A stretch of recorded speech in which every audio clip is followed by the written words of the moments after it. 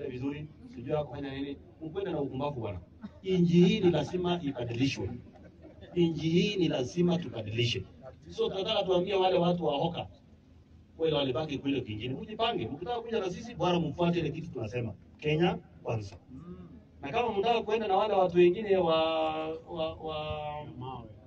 Wale wazibio ya mawe, muende mpango vile mawe inarushwa. Lakini upande hii mambo ni tofauti. Maana kialala tipping sijui nini.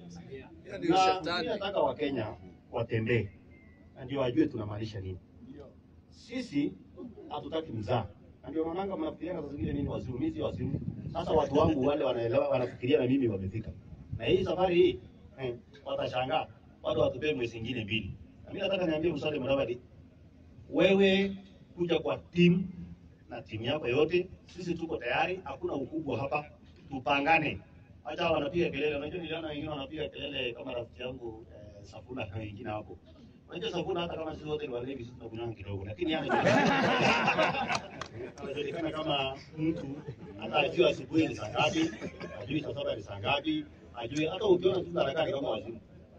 Ndio tunataka tuombe tuombe timu yetu mkiwa hapa Nakuru, timu ya UDA na timu ya ANC